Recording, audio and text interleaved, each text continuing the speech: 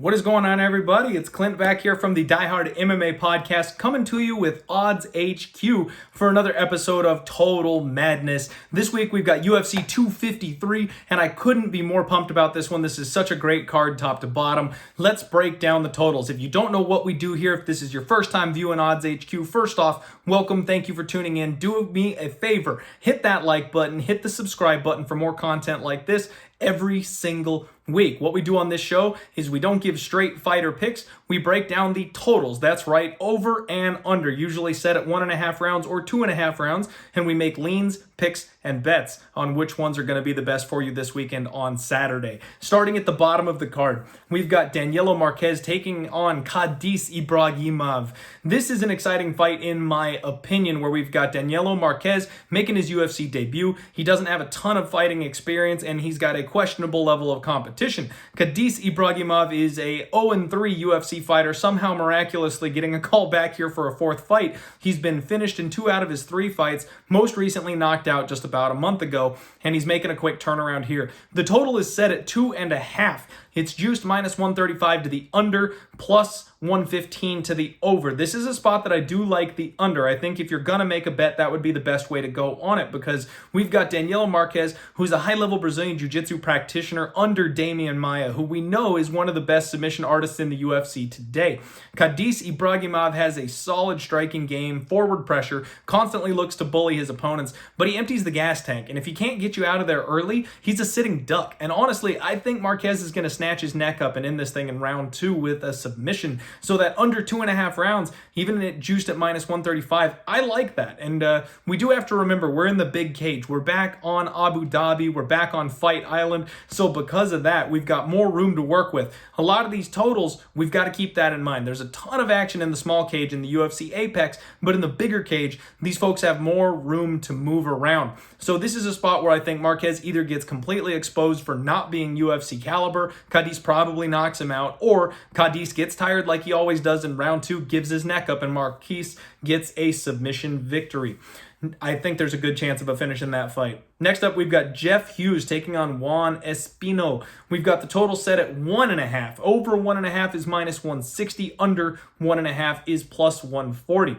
Jeff Hughes is a training partner of current heavyweight champion Stipe Miocic, but he is 0-2-1 in the UFC so far. He's had a rough run of it. This is a guy that, even though at heavyweight, all these guys are capable of knocking their opponents out, he just doesn't seem to have that stinging, crushing knockout power that we're used to at the heavyweight division.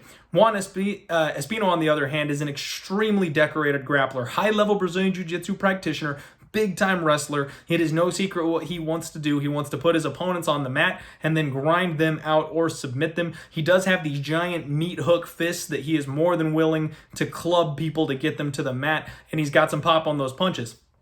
Problem with Juan is that he's been out for about 2 years since he won the Ultimate Fighter, and he's coming off of hand surgery. He had both of his hands broken. He has not been able to fight. So I have no idea what he's bringing to the table in this matchup. I don't know if he's capable of punching. I don't know if he's able to use those fists to his advantage or not. And with a guy like Jeff Hughes, we see him training with Stipe Miocic. Stipe's a solid grappler. This guy is gonna know what it's like to have a big man attempt to take him down and have a big man on top of him. I like the over 1.5 here. The total set at 1.5, with it juiced -160 to the over. You're getting +140 on the under. And Jeff Hughes is a decision machine for heavyweight, folks. If Juan Espino is not capable of knocking him out early, I could also see this man getting tired. He's getting up there in years. He's getting closer to that 40-year-old age bracket where we just don't like to take the shot on fighters, but he's durable, and Jeff Hughes does not have the greatest knockout power in the world.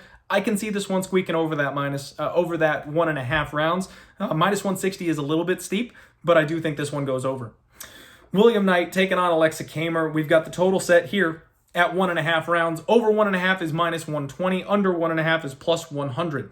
Aleksa Camur is a very, very creative striker. However, he's also very, very able to be hit. We've seen that in his UFC debut. He knocked out everybody on the regional scene, getting to the UFC octagon, and when he got that step up, he wasn't able to put his opponent away.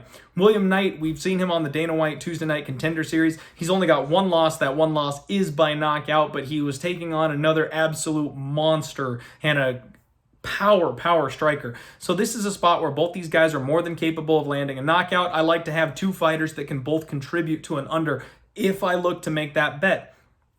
The problem with this one is Knight is extremely durable. I know he's got that one loss by knockout, but he's got solid defensive striking, and he's big, muscular for the division, got a thick neck. He is hard to put away.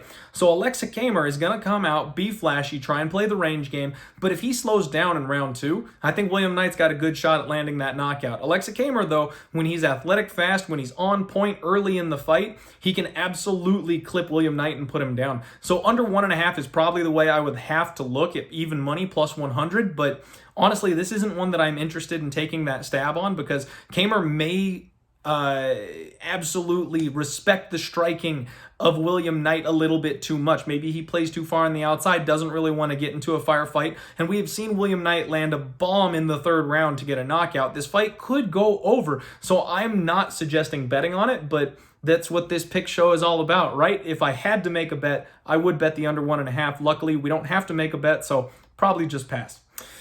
Ludovit Klein taking on Shane Young. We've got another 2.5 total here on this one, set at minus 105 to the over, minus 115 to the under. So juiced ever so slightly, the under is the favorite here in this fight, and I kind of agree with that. So Shane Young is a City Kickboxing prospect. He comes out here after losing to the champion in his UFC debut. Tough run for the kid. Joins up with City Kickboxing and seems to kind of take everything that they have to offer and run with it. I like Shane Young. I think he's got some serious upside.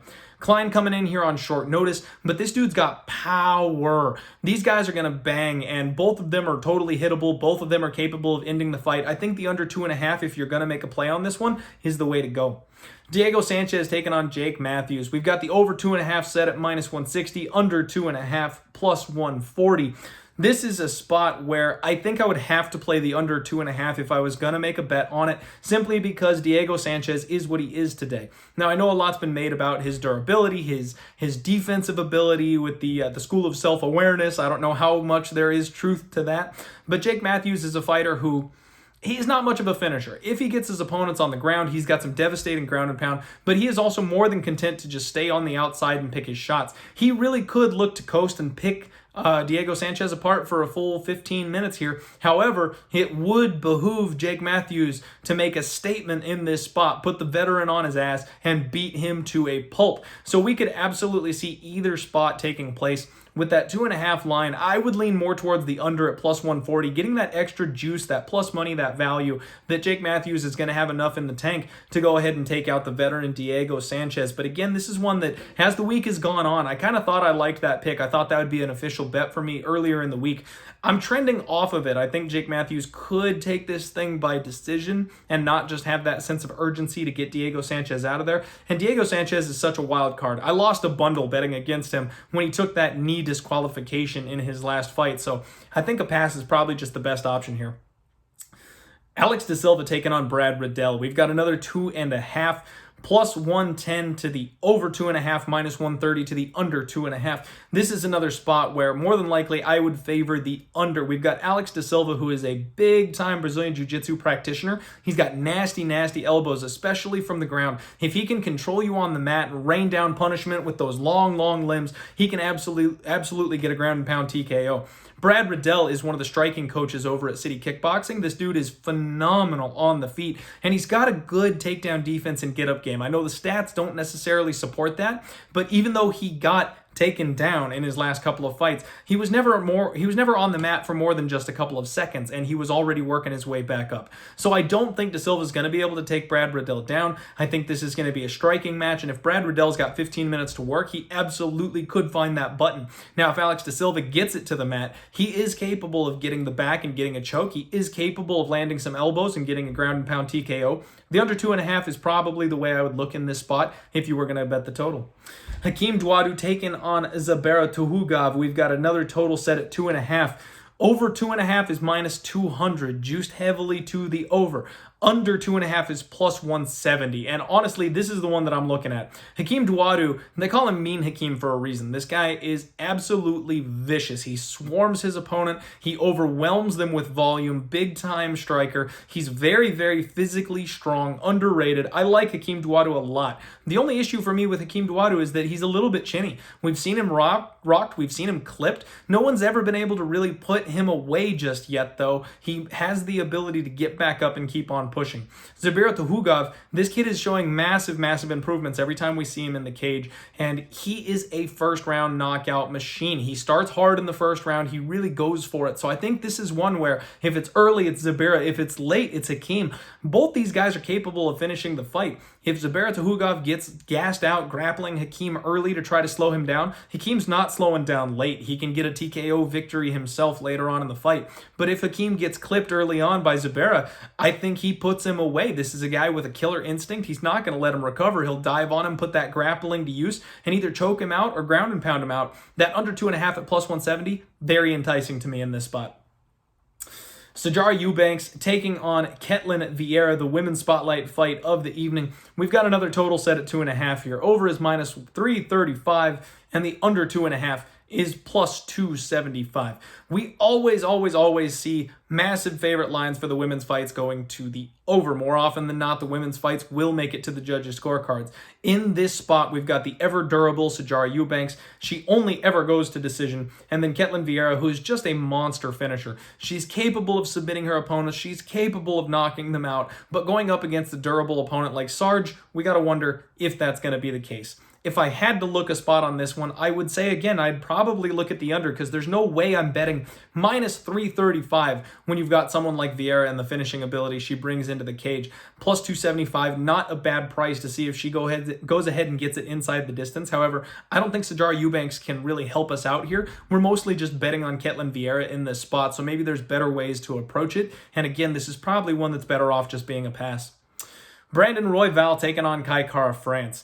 Over 2.5 is juiced to minus 170. Under 2.5 is plus 155. This is a spot, in my opinion, that you're really picking your fighter here.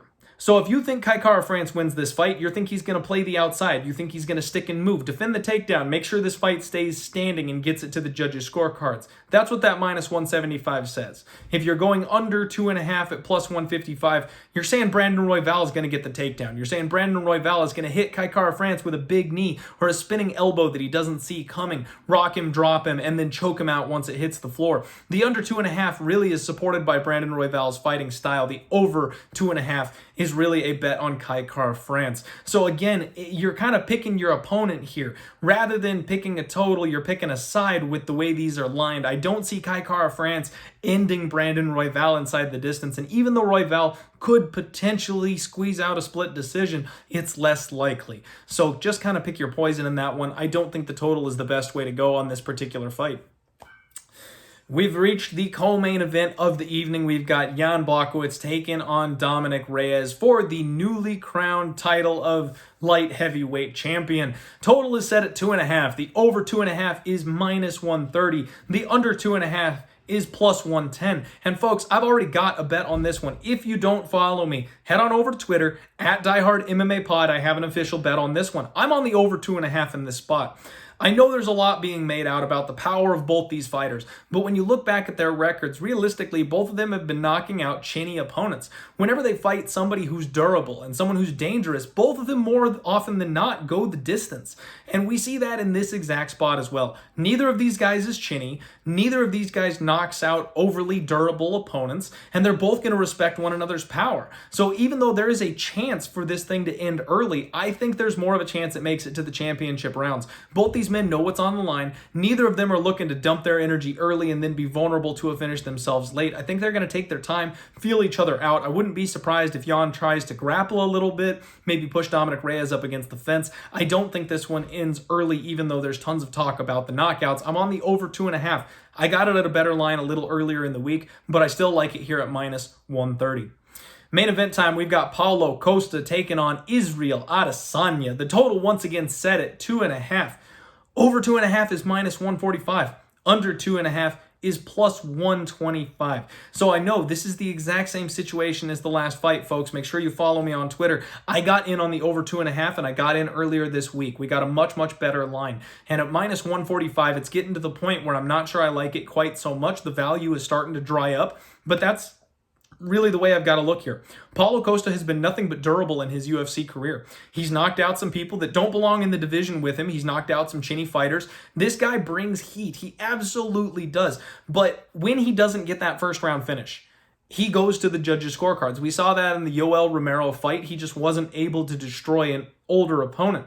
Israel Adesanya, same story. This guy's been a decision machine so far in the UFC, and I know he's got some early knockouts, but he's been doing it against broken and chinny fighters in good spots. I'm not doubting that either of these men can land a knockout. They both absolutely can. And if they throw caution to the winds, throw the gloves down in the middle of the cage and slug it out, I'm going to lose a bet here, but I'm okay with that. Israel Adesanya is a tactician. I think he's going to circle. I think he's going to use this large cage to his advantage. I think he's going to play the outside and look to counter on Paulo Costa. Costa knows that, and Costa can also take a hell of a punch. He took everything that Yoel had to offer, and he came forward and just kept on smiling every time he got hit. So I think he's going to be harder to finish than Israel Adesanya is giving him credit for. Don't be surprised if this fight goes all 5 rounds. I'm on the over 2.5 here, folks. That is total madness for UFC 253. Give this video a share for me. Like I said, please give me a thumbs up and a subscription here to Odds HQ, and give me a follow over at Diehard MMA Pod on Twitter. Thank you all very much for your time. Good luck on your action this Saturday, and let's roll.